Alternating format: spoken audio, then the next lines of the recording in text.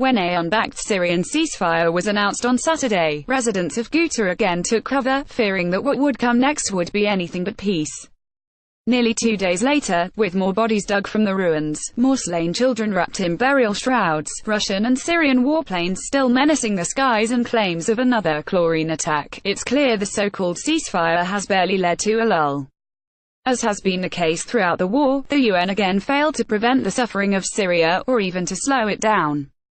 In Homs and Aleppo, Zabadani and Madaya, Idlib and now Ghouta, international will has been trampled by the protagonists of a war without restraint. The unchecked savagery of Syria's disintegration has become so routine that those trying to prevent it have effectively become its underwriters. Russia, a party to the UN Security Council resolution, breached its intent within hours, sending its warplanes to drop more bombs as Syrian and Iranian-backed troops launched ground incursions into the opposition enclave. And this to a binding resolution, not a gentle nudge. On Monday, Vladimir Putin announced a 5-hour pause in the bombing, purportedly to allow in aid. The move, if honored, sidelines the UN as a decision-maker, as the Russian leader has tried to do throughout the crisis, setting up him and his military as ultimate arbiters of who gets fed, or killed. The pretext for the ongoing assault was in the resolution's wording, which was debated for days before being passed and ended up allowing continued strikes on armed groups deemed to be terrorists. In Ghouta, that meant a cell of several hundred members of the al-Qaeda-aligned group known by the initials HTS. It runs an area on the outskirts of the enclave, a large outer neighborhood of Damascus that was central to the uprising against President Bashar al-Assad in its early days and has remained an opposition stronghold in the 8 years since. Resentment towards HTS inside Ghouta is almost as strong as the rage against the UN. Residents and members of the two main opposition groups, Jaish al-Islam and Falaq al-Rahman, say the jihadists among them do not hold sway, and have no direct links to their heartland in Idlib province, much of which is run by al-Qaeda. Both groups had been parties to earlier ceasefires signed with Russia during de-escalation talks in Astana.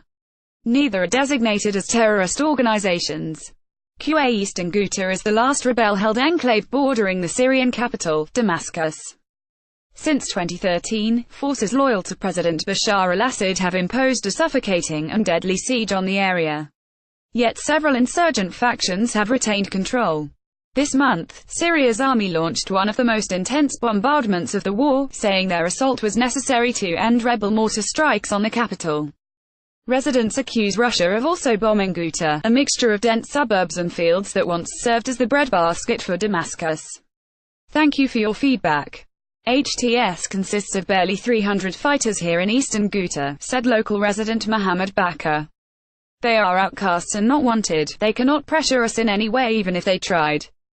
2 years ago when they had power over us, it was suffocating. They would tax the farmers, confiscate their lands and take over the houses of civilians who have left. They did nothing but wreak havoc and burdened us Syrians in our revolution. They consist of about 240 men here, said Mohammed Mahmoud Qasem, 33, another resident. Although they are trying to implement the same scenario as in Idlib, the chaos and the Islamization, they have no power or choice in Ghouta.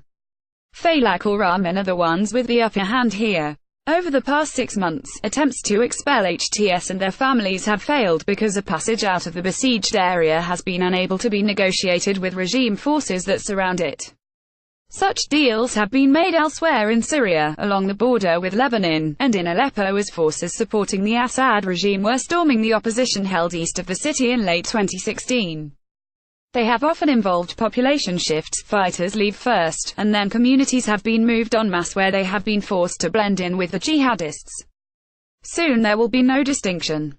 The regime and its backers, in whose eyes the uprising was all about global jihad in the first place, things will have come full circle. Aleppo marked a seminal shift in battlefield momentum away from the loose array of opposition groups that had until late 2015 been prevailing in northern Syria. As Russia and Iran doubled down on Assad to prevent his fall, the civilian toll increased, as did the exodus. Then, as now, the UN could do little to stop the country's collapse. Blocked by Russia and China at every attempt to denounce Assad's actions and stymied repeatedly when they attempted to dare aid, UN officials have been forced to beg for mercy.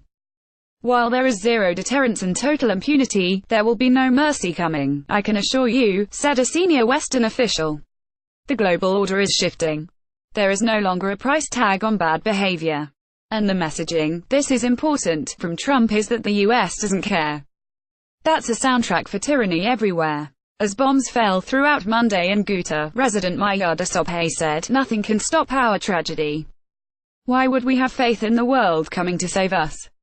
Those who kill us know that no one will criticize them." Meanwhile, in another part of the suburb, Mohanad Mahmood Qasem awaited his fate. "The UN decision was useless," he said. "It was nothing but a green light to kill us all here. The international community has sanctioned our deaths.